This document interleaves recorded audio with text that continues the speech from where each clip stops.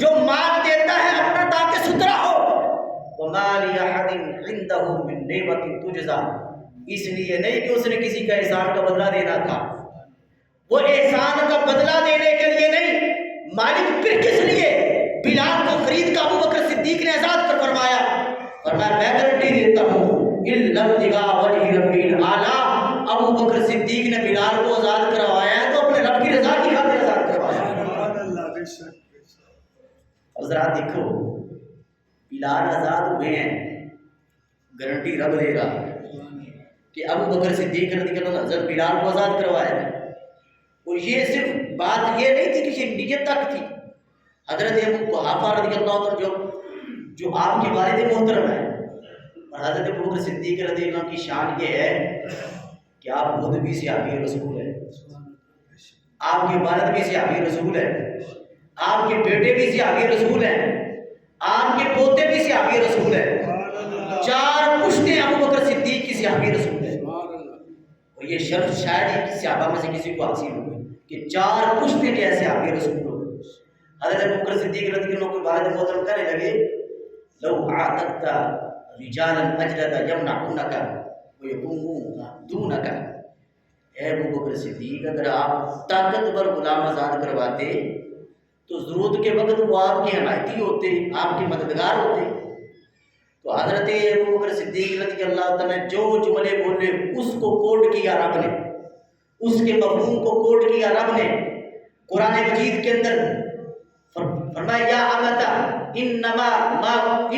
اريد ما عند اللہ، اے ابا جان کیسی باتیں کرتے ہیں، میں نے تو دنیا کے لیے خریدا ہی نہیں ہے، کیسی باتیں کرتے ہیں، میں نے تو مدد لینے کے لیے خریدا ہی نہیں ہے، کیسی باتیں کرتے ہیں، میں نے تو کوئی دنیاوی مقصد ہی نہیں رکھا، یا ابتا انما اريد ما عند اللہ، اے ابا جان بلال کو آزاد کروایا ہے تو صرف رب کی رضا کی خاطر آزاد کروایا ہے۔ یہی جملے کوٹ کیے رب نے قرآن مجید کے اندر اِلَّا ابْتِغَاءَ وَجْهِ رَبِّهِ الْأَعْلَىٰ، کہ ابو بکر صدیق نے صرف رب کی رضا کی خاطر یہ عمل کیا۔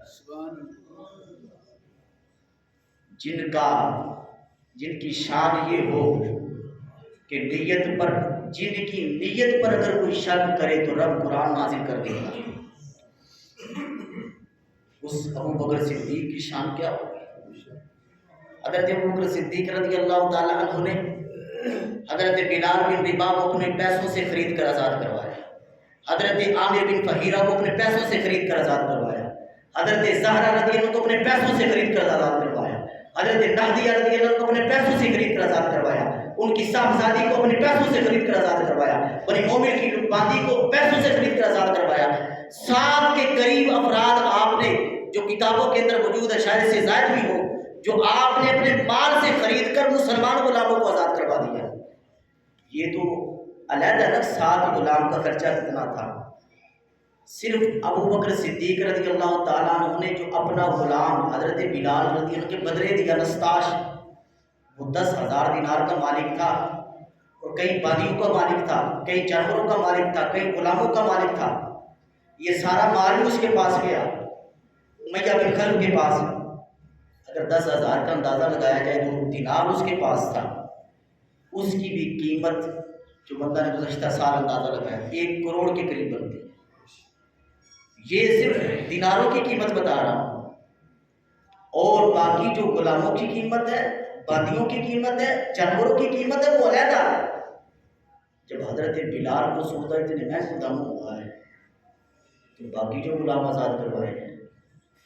کتنا بڑا سودا ابو بکر صدیق رضی اللہ تعالیٰ نے کیا، صرف اسلام کی خاطر، مسلمانوں کی خاطر۔ ایک مسلمان حضرت بلال رضی اللہ کی خاطر کروڑوں کی مالیت دے کر آزاد کروا دیا حضرت بلال رضی اللہ تعالیٰ عنہ کو۔ یہ چھوٹا سودا نہیں، صرف کس لیے؟ درد تھا کہ کلمہ میرے نبی کا پڑھتا ہے، درد تھا سینے کے اندر کلمہ میرے نبی کا پڑھتا ہے، اور یہ کافروں کی قید میں رہے، یہ درد تھا ابو بکر صدیق کے سینے میں۔ آج کاش ہمارے سینوں کے اندر بھی درد ہو، ہمارے سینوں کے اندر بھی مسلمانوں کا احساس ہو۔ حضرت ابو بکر صدیق رضی اللہ تعالیٰ عنہ نے آزاد کروایا، اور پھر حضرت ابوبکر صدیق رضی اللہ تعالیٰ عنہ، آپ نے اتنا مہنگا، اگر باقی اعتبار کیا جائے حضرت عائشہ صدیقہ رضی اللہ تعالیٰ عنہ، حضرت فاطمہ الزہرا رضی اللہ، حضرت عائشہ صدیقہ رضی اللہ تعالیٰ عنہ ارشاد فرماتی ہیں کہ جس وقت میرے والد محترم نے اسلام قبول کیا ابوبکر صدیق رضی اللہ تعالیٰ عنہ نے، اس وقت 40,000 دینار تھے میرے والد محترم کے پاس، اور ایک روایت کے مطابق جو آتا ہے وہ 40,000 درہم کا ذکر ہے کہ 40,000 درہم تھے۔ اگر دینار کا حساب لگایا جائے 3.5 کروڑ کے لگ بھگ یہ قیمت بنتی ہے، اور اگر درہموں کا حساب لگایا جائے تقریباً جو ہے یہ تقریباً 30 لاکھ سے ابو قیمت بنتی ہے، زائد قیمت بنتی ہے۔ فرمایا کہ سرکار دو عالم صلی اللہ علیہ وسلم کی ذات کی خاطر حضرت ابوبکر صدیق نے ایک ایک کر کے سارے درہموں کو یا دینار تھے جو کچھ بھی تھا ابوبکر صدیق رضی نے سرکار کی ذات پر خرچ کر دیا، دین پر خرچ کر دیے حضرت ابوبکر صدیق رضی اللہ تعالیٰ عنہ نے یہ سارا مال۔ حضرت ابوبکر صدیق رضی اللہ تعالیٰ عنہ نے جو امت پر احسان کیا اور اسلام کی خاطر جو آپ نے قربانیاں پیش کی وہ کسی سے ڈھکی چھپی نہیں ہے، اور یہی سبب ہے کہ سرکار دو عالم صلی اللہ علیہ وسلم نے اپنے ابو بکر کی شکر کو، اپنے ابو بکر کی محبت کو، ان کی ناموس کی حفاظت کو ہر امتی پر لازم قرار دیا کہ میرے یار ابو بکر صدیق کی محبت، ان کا شکریہ ادا کرنا، ان کی ناموس اور عزت کی حفاظت کرنا ہر بندے مومن کی ذمہ داری ہے۔ پتہ چلا سرکار بتا رہے ہیں کہ جس کے سینے کے اندر ابو بکر صدیق کا عشق موجود ہے، ان کی محبت موجود ہے، اس کے سینے کے اندر ایمان موجود ہے۔ جس کے سینے کے اندر محبت صدیق نہیں ہے اور شفق اور پیارے صدیق نہیں ہے، اس کے سینے کے اندر ایمان نہیں ہے، اور وہ اس کا سینہ ایمان سے خالی ہے، جو سینہ بغض صدیق سے بھرا ہوا ہے۔ حضرت ابوبکر صدیق رضی اللہ تعالیٰ عنہ ہر لحاظ سے، علم کے لحاظ سے، عمل کے لحاظ سے،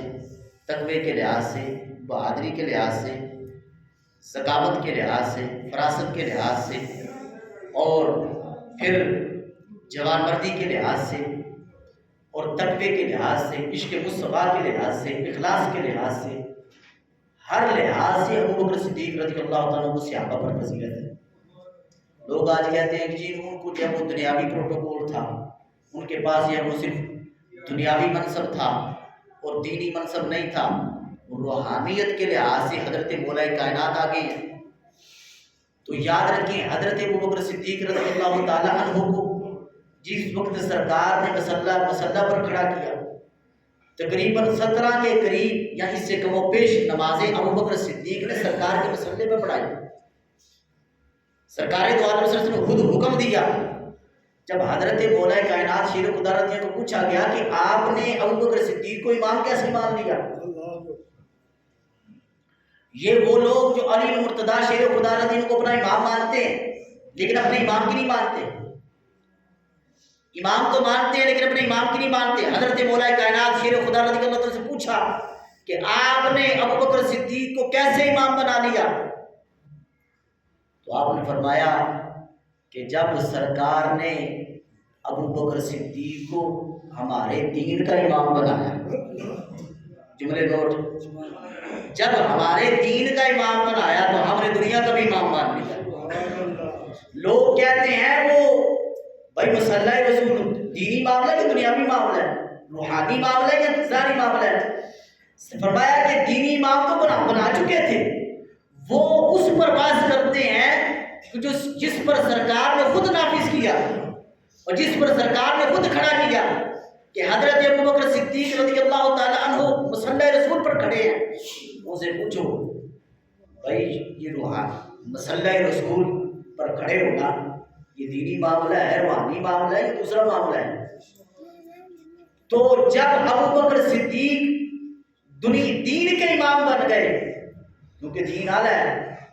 تو ہم نے پھر ان کو اپنے دنیا کا بھی امام بنا دیا۔ تو خلافت ظاہری بھی ابوبکر صدیق صدیق کے پاس تھی، خلافت باطنی بھی ابو بکر صدیق رضی اللہ کے پاس تھی۔ لوگ جو وہ خود جو جھگڑے بنائے بیٹھے ہیں، خام خیالیاں لوگوں کی اور کجرویاں ہیں، کہ جس کی بنیاد پر، جس کی بیس پر جو ہے وہ حضرت ابو بکر صدیق رضی اللہ تعالیٰ عنہ کہ وہ ابو بکر صدیق رضی اللہ تعالیٰ معاذ اللہ تعبیر سے مسئلے پر اتنی غلط سوچ جو ہے وہ آگے جو ہے وہ پروموٹ کرتے ہیں۔ حضرت ابو بکر صدیق رضی اللہ تعالیٰ عنہ ایک دن تشریف فرما تھے اور حضرت ماؤل الانبیاء صلی اللہ علیہ وسلم نے ارشاد فرمایا، ما اطیب مالک، اے ابو بکر صدیق تیرا مال کتنا پاکیزہ ہے، تیرا مال کتنا پاکیزہ ہے۔ جو پاکیزہ مال ہوتا ہے اس کے اندر برکتیں ہوتی ہیں، جو پاکیزہ مال ہوتا ہے وہ اچھی جگہ پر لگتا ہے، جو پاکیزہ مال ہوتا ہے اس سے جو خیر بڑھتی ہے، جو پاکیزہ مال ہوتا ہے اس سے خیروں کے دروازے کھلتے ہیں۔ ما اطیب مالک، اے ابو بکر صدیق تیرا مال کتنا پاکیزہ ہے۔ منہ بلال مؤذنی، اسی مال میں سے میرے بلال مؤذن ہے، اسی مال سے خرید کر تو نے میرے بلال مؤذن کو آزاد کروایا۔ وَمِنْهُ نَاقَةُ الَّتِي حَاجَرْتُ عَلَيْهَا، اسی مال میں سے میری وہ اونٹنی ہے جو ہجرت کی رات جس پر میں سفر کر کر مکہ سے مدینے پہنچا۔ وَزَوَّجْتَنِي بِابْنَتِكَ، اے ابو بکر صدیق تو نے اپنی صاحبزادی کا نکاح مجھ سے کروایا۔ وَبَعَثْتَنِي بِنَفْسِكَ وَمَالِكَ، اے ابو بکر صدیق تو نے اپنی جان کے ذریعے بھی میری حفاظت کی ہے، اپنے مال کے ذریعے بھی میری حفاظت کی ہے۔ حضرت ابو بکر صدیق رضی اللہ تعالیٰ عنہ کا مال کتنا پاکیزہ ہے، کہاں کہاں لگا؟ حضرت بلال ابو بکر صدیق کے مال سے، حضرت عامر بن فہیرہ ابو بکر صدیق کے مال سے، حضرت زہرا ابو بکر صدیق کے مال سے آزاد ہوئی، حضرت نہدیہ ابو بکر صدیق رضی اللہ کے مال سے آزاد ہوئی، ان کی صاحبزادی ابو بکر صدیق کے مال سے آزاد ہوئی، بنی مومن کی باندی ابو بکر صدیق کے مال سے آزاد ہوئی، اور پھر جو ہے وہ ہجرت کی اونٹنی جو جس پر سوار ہو کر سرکار ہجرت کا سفر کرتے رہے وہ ابو بکر صدیق کے مال سے خریدی گئی، اور جس وہ ہجرت کے 3 دن اور 3 راتیں جن کے گھر سے کھانا آتا رہا وہ ابو بکر صدیق کی بیٹی پکواتی رہی، اور ابو بکر صدیق کے صاحبزادے لاتے رہے، اور مسجد نبوی کی پہلی زمین جو خریدی گئی وہ ابو بکر صدیق کے مال سے خریدی گئی۔ تصور کریں کتنا پاکیزہ مال ہے۔ مسجد نبوی کا جو پہلا حصہ ہے زمین کا ٹکڑا وہ ابو بکر صدیق کے مال سے خریدا گیا، کیونکہ جب سرکار مکہ سے مدینہ تشریف لائے تو یتیموں کی زمین تھی، تو سرکار دو عالم صلی اللہ علیہ وسلم نے کہا یہاں ایک مسجد ہونی چاہیے، تو جب مسجد بنوانے چاہا تو ان لڑکوں نے کہا کہ ہم یہ گفٹ کرتے ہیں مسجد کو یہ زمین، تو سرکار دو عالم صلی اللہ علیہ وسلم نے ارشاد فرمایا نہیں، تمہاری ضرورت ہے اس لیے ہم اس کے بدلے تمہیں قیمت ادا کریں گے۔ سرکار نے ابو بکر صدیق کو حکم دیا، ابو بکر صدیق نے اپنے مال سے مسجد نبوی کی قیمت ادا فرمائی۔ تصور کریں جس مسجد کے اندر گنبد خضرا ہے اور جو عائشہ حجرہ ہے جہاں سرکار مدفن ہے وہ زمین بھی ابو بکر صدیق کے مال سے ہے۔ کتنا بڑا پاکیزہ مال ہے، کتنا پاکیزہ مال ہے۔ ما اطیب مالک، اے ابو بکر صدیق تیرا مال کتنا پاکیزہ ہے۔ مسجد کے لیے مال اٹھے بڑا پاکیزہ ہے، مدرسے کے لیے مال لگے بڑا پاکیزہ ہے، کسی یتیم کی پرورش کے لیے مال لگے بڑا پاکیزہ ہے، کسی درد مند کے درد کو دور کرنے کے لیے مال لگے بڑا پاکیزہ ہے۔ اگر وہ مسجد بیت المقدس کے لیے، فلسطین کے بیت المقدس کے لیے مال لگے بڑا پاکیزہ ہے، اور اس سے بڑھ کر کیا پاکیزہ ہو سکتا ہے مال کہ جو مسجد نبوی جو سب مسجدوں سے باری مسجد ہے اس مسجد نبوی پر مال لگے، اور پھر اس مسجد نبوی کے اس حصے پر مال لگے جو حصہ جس کے اندر وہ بدن جلوہ گر ہے جو عرش مولا سے بھی افضل ہے۔ کتنا پاکیزہ مال ہے ابو بکر صدیق رضی اللہ تعالیٰ۔ ما اطیب مالک، اے ابو بکر صدیق تمہارا مال کتنا پاکیزہ ہے۔ ایک دن حضرت ابو بکر صدیق رضی اللہ تعالیٰ عنہ تشریف فرما تھے تو سرکار دو عالم صلی اللہ علیہ وسلم کہنے لگے اے ابو بکر صدیق ما لأحد عندنا يد إلا وقد كافيناه ما خلا ابو بکر۔ لوگوں ہم نے جس کسی نے بھی ہم پر احسان کیا ہے، ہمارے دین پر احسان کیا ہے، ہم نے اس کا بدلہ دے دیا ہے سوائے ابو بکر صدیق رضی اللہ تعالیٰ۔ فَإِنَّ لَهُ عِندَنَا يَدٌ يُكَافِئُ اللَّهُ بِهَا يَوْمَ الْقِيَامَةِ۔ فرمایا کہ ابو بکر صدیق رضی اللہ تعالیٰ عنہ کا مال اتنا احسان اتنا اعلیٰ ہے کہ اللہ تعالیٰ قیامت کے دن ابو بکر صدیق کے احسان کا بدلہ عطا فرمائے گا۔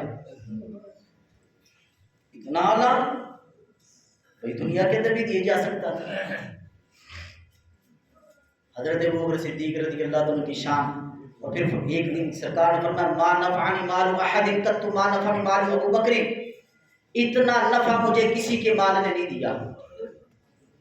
جتنا نفع مجھے ابو بکر صدیق کے مال نے دیا۔ مال بھی نفع ہوتا ہے نا، اس کے اندر کتنا نفع حاصل کیا جا رہا ہے، یہ اس کی مال کی برکت ہوتی ہے کہ وہ مال کے اندر کتنی آگے برکتیں تقسیم ہوتی ہیں۔ فرمایا اتنا نفع کسی کے مال نے نہیں دیا جتنا نفع ابو بکر صدیق عثمان ذو النورین نے بڑا خرچ کیا، حضرت عمر بن خطاب نے خرچ کیا، حضرت مولا کائنات رضی بڑا خرچ کیا، حضرت عمر بن خطاب رضی بڑا خرچ کیا، لیکن فرمایا اتنا نفع نہیں دیا جتنا نفع ابو بکر صدیق کے مال نے دیا۔ حضرت ابو بکر صدیق رضی اللہ تعالیٰ عنہ سنے تو کہنے لگے حل انا و مالی الا لک یا رسول اللہ صلی اللہ علیہ وسلم، یا رسول اللہ یہ بات کہنے کی ضرورت نہیں تھی۔ حل انا و مالی الا لک یا رسول اللہ، یا رسول اللہ ابو بکر صدیق کا مال بھی آپ کے لیے ہے، ابو بکر صدیق کی ذات بھی آپ کے لیے ہے، ابو بکر صدیق کا پورا وجود آپ کا ہے۔ اور صحابہ فرماتے ہیں کان رسول اللہ صلی اللہ علیہ وسلم یقضی فی مال ابی بکر کما یقضی فی مال نفسہ، حضرت ابو بکر صدیق کے مال کے اندر سرکار اس طرح استعمال فرماتے جس طرح کوئی اپنا مال استعمال فرماتا ہے۔ کتنی محبت ہوگی۔ ابو بکر صدیق کو مصطفیٰ پر اعتماد تھا، مصطفیٰ کو ابو بکر صدیق پر اعتماد تھا۔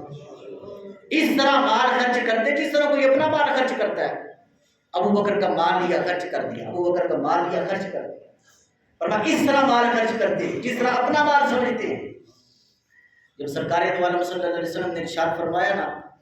کہ قیامت کے دن اللہ تبارک و تعالی ابو بکر صدیق رضی اللہ عنہ اس کے بدلے کا اجر عطا فرمائے گا، اس کی جو مال ہے، اس نے جو قربانیاں دی اس کا اجر عطا فرمائے گا، وہ قیامت کے دن اجر کیا ہوگا؟ آخری بات گفتگو ختم۔ حضرت ابو بکر صدیق رضی اللہ تعالیٰ عنہ حضرت معاذ بن جبل رضی اللہ عنہ اس حدیث کے راوی ہیں۔ فرمایا کانا یوم القیامہ قال قال رسول اللہ صلی اللہ علیہ وسلم اذا کان یوم القیامہ نصب لابراہیم علیہ السلام منبر امام العرش ونصب لی منبر امام العرش ونصب لابی بکر کرسی۔ فرمایا کہ قیامت کا دن ہوگا، عرش کے سامنے جو ہے، رب کے عرش کے سامنے فرمایا ایک ممبر بچھایا جائے گا ابراہیم خلیل اللہ کے لیے، دوسرا ممبر بچھایا جائے گا محمد مصطفیٰ صلی اللہ علیہ وسلم کے لیے، وَنُصِبَ لِأَبِي بَكْرٍ كُرْسِيٌّ، اور ابو بکر صدیق رضی اللہ عنہ کے لیے دونوں کے درمیان کرسی لگائی جائے گی۔ جی بات کیا ہے سبحان اللہ۔ یہ قیامت کے دن بدلہ کیوں دیا جائے گا؟ تاکہ جن کے سینے کے اندر بغض صدیق ہے، جن کے سینے کے اندر نفرت ابو بکر صدیق ہے، آج ان کے سینے کالے ہیں، آج روشن نہیں ہو رہے۔ ابو بکر صدیق اتنی شان والا ہے، اتنی عظمتوں والا ہے کہ ایک طرف منبر مصطفیٰ کا لگایا جائے گا، دوسری طرف منبر ابراہیم خلیل اللہ کا لگایا جائے گا، درمیان میں کرسی ابو بکر صدیق کی لگائی جائے گی، اور ینادی منادن یا صدیق لکا بین حبیب و خلیل، اے ابو بکر صدیق دیکھو رب نے تمہیں کتنی عظمت عطا فرمائی ہے، رب نے تمہیں کتنا مقام عطا فرمایا ہے۔ ایک طرف منبر مصطفیٰ کا لگا ہوا ہے، دوسری طرف منبر ابراہیم خلیل اللہ کا لگا ہوا ہے، ان دونوں کے درمیان جگہ ابو بکر صدیق کو فرمائیے. اس لیے تو کہتے ہیں چار یار نبی دے سونے نہیں کوئی اینا چارا ورگا نہ اس دھرتی پیدا کیتا اینا جان نثارا ورگا اعظم شان صدیق دی کی پوچھنا ہے ایک کوئی یار ہزاراں ورگا. یہاں کون کہہ سکتا ہے؟ یہاں تو انہوں نے اعظم صاحب نے بات کی نا کہ ہزاراں ورگا. میں کہتا ہوں کروڑوں ورگا یار ایسا نہیں, اربوں کے اندر ایسا یار نہیں ہے. یہاں ساری امت کے اعمال اکٹھے کر لیے جائیں, ساری امت کے اخلاص اکٹھے کر لیے جائیں, ساری امت کا تقویٰ اکٹھا کر لیا جائے, ساری امت کی نیکیاں اکٹھی کر لی جائیں, ساری امت کا عشق اکٹھا کر لیا جائے, ساری امت کی ذکاوت اکٹھی کر لی جائے, ساری امت کی فراست اکٹھی کر لی جائے, ساری امت کی ذہانت اکٹھی کر لی جائے, ایک بڑھنے میں ان سب کو رکھ لیا جائے, دوسرے بڑھنے میں ابو بکر صدیق کو رضی اللہ عنہ رکھ لیا جائے, ابو بکر صدیق کا بڑھنا بھاری ہو جائے. یہی وجہ ہے لاکھوں میں ایسے دوست نہیں ملتے, لاکھوں میں اربوں میں جو ہے ایسے یار نہیں ملتے جیسا یار رب نے مصطفیٰ کو عطا فرمایا. میری دعا ہے کہ اللہ کی کائنات جل جلالہ ہم سب کو قرآن و سنت کا فہم عطا فرمائے.